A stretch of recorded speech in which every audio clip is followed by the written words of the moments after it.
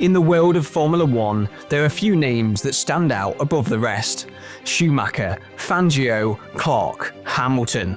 But there is one that stands alone, the Brazilian master, Ayrton Senna. In this video, we are going to cover 7 moments of Senna magic, from record-setting laps to superhuman drives. We start out in Jerez, Spain in 1990.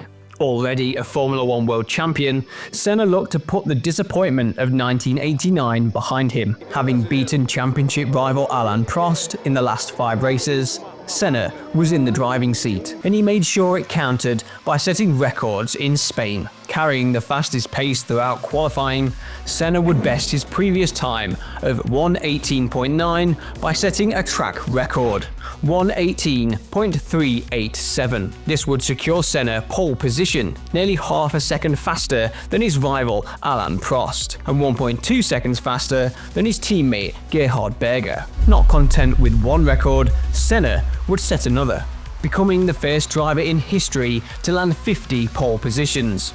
His career total of 65 from 162 entries is the best ratio in modern Formula One. 3 short of Schumacher's number, despite entering 146 fewer races. Senna truly was the master of qualifying. Unfortunately, the race didn't quite go to plan. He would retire with a radiator issue, but despite this DNF, and an accident in the final race in Australia, Ayrton Senna would claim his 2nd Formula One World Championship in the very next race. Having taken yet another pole position, Senna was in command. Except the Suzuka circuit had a trick up its sleeve. Often viewed as controversial, this and the 1989 incident were calculated moves. It was well known that the outside of the home straight was the better starting position, allowing P2, or the driver that qualified second, a much nicer line into the all-important first corner. The drivers knew this, Senna knew this. He even attempted to get the starting position switched, but this was blocked by the head of the FIA, despite its previous approval from race officials,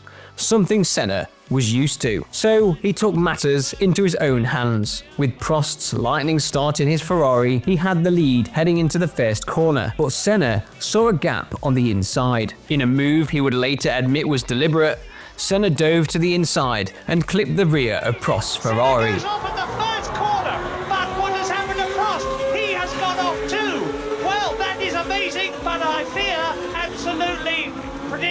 Suzuka 1990 would also give us this now infamous interview between Senna and racing legend Jackie Stewart. Might have done in total. I find amazing for you to make such a question, Stuart, because you are very experienced and you know a lot about racing.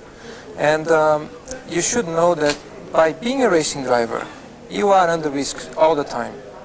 And by being a racing driver means you are racing with other people. And if you no longer go for a gap that exists, you're no longer a racing driver. Senna would later admit the move was revenge, but it didn't stop it going down in history as maybe the most quoted line of any sports person. Suzuka would be one of Senna's most eventful circuits. On the way to his first championship in 1988, Senna would make an uncharacteristic mistake. Stalling as the lights went out, Senna had to bump start his car. A move only a few tracks had the layout to achieve. But once Senna got underway, he never looked back. Having dropped from 1st down to 14th place, and with his first Formula One championship hanging in the balance, Senna would pull off one of the greatest comebacks in history. Picking off car after car, Senna would use his aggressive style to fight back. Diving in time and time again, Senna took back place after place. 20 laps later, and Senna had climbed all the way to 2nd. There was now one man who stood in his way, teammate and career rival, Alain Prost. Under pressure from Senna, and with slow back markers ahead, Senna saw his chance. Diving down the inside of the home straight, Senna would this time beat his rival to the corner, taking back his pole position and capturing his first ever Formula One world title, a drive many thought would not be possible after that start. A lot of pressure on both of us, and although we always try to minimize the pressure to make it less painful, it's impossible, and it was very hard, and I still cannot believe his finish.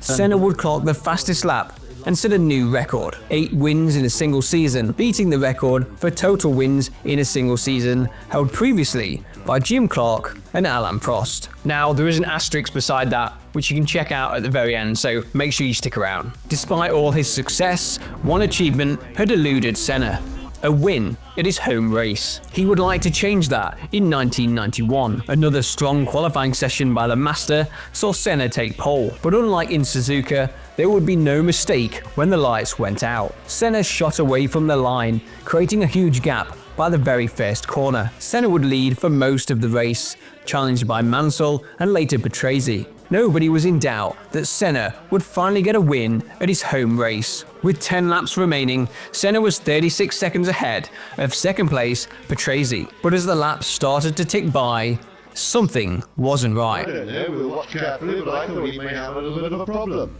He was certainly taking the corners very slowly indeed. Senna had a problem. His McLaren gearbox was failing, losing gears one by one until only one was left operational. The gap started to close rapidly. Patrese was somehow finding 4 seconds a lap, a pace that would see him overtake Senna for the win before the flag fell. Senna now had just under 10 laps to fend off Patrese and his lightning-fast Williams. Senna would have to pull off a drive unlike anything he had done before, but it looked unlikely. As Patrese ate away at his lead, the writing was on the wall. Senna's maiden win at home would have to wait. That was until little droplets of water appeared on his visor. The heavens had opened in Sao Paulo. Senna, a master in wet conditions, was handed a lifeline. He would ride the waves that had begun to form on the track lap after lap, battling to keep the car pointing the right direction, even waving for the race to stop.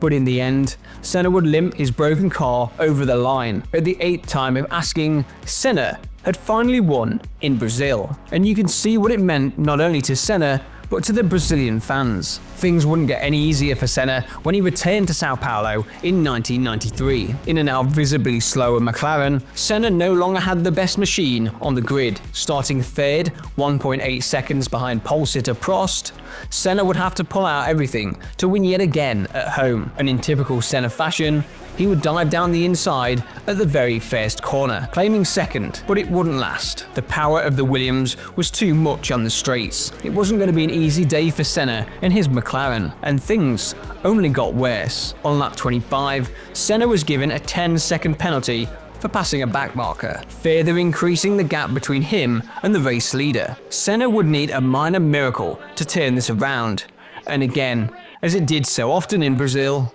the rain began to fall. It was advantage Senna. A change of tyres helped maximise the Brazilians' wet weather ability, and as other drivers span off and crashed, Senna charged on, catching and passing the race leader Damon Hill, the weather holding back the extra power of his Williams. Senna truly earned his nickname as the Rain Master. It was a name he would gain early in his career. At Estoril in 1985, Senna would use the weather to secure his first pole position in Formula 1. And on race day, Senna would do something quite unbelievable. As driver after driver failed to handle the wet circuit, Senna pushed on, leading lap after lap. In the end, only 10 cars would cross the finish line. All but one had been lapped by Senna, with the second place Ferrari of Michele Alboreto being over a minute behind the Brazilian. It would be Senna's very first win in Formula 1. He would go on to get many more in the years to come, but this drive in Portugal has gone down as one of the shining examples of his talent, supreme racecraft and wet driving skill, creating one of his greatest performances. His final victory would come in 1993 at the Australian Grand Prix. By this point, the Williams cars, driven by Alain Prost and Damon Hill, were in another league. They had been dominating, recording 23 back-to-back pole positions, and it would have been 24, giving them the honour of claiming pole for every single race of the 1993 season. But Senna had other plans. The qualifying master would snatch pole from the faster Williams cars, and the race wouldn't be much different. Senna would lead for much of the race and cross the line first, claiming what would turn out to be his last win in Formula 1. The championship had already gone to long-term rival Alain Prost. who had opened a commanding lead on Senna early in the season. But despite their years of fierce rivalry, bitter fights, deliberate actions, and general aggressive competition, Senna would honour his rival, pulling Prost onto the top step of the podium to celebrate as the champion. Prost would retire from the sport after the race, leaving Senna to battle it out in 1994 with newcomer and rising star Michael Schumacher. 1994 would be a year nobody would forget, but it marked a turning point in the sport. After the tragic events and loss, no driver would lose their life in a Formula 1 car for 20 years, something the sport had never seen. Death was something to be expected in the olden days of Fangio and Clark, both record-setting drivers just like Senna. But to find out why Senna's win record has an asterisk next to it, watch this video on Jim Clark to see why his records from 50 years ago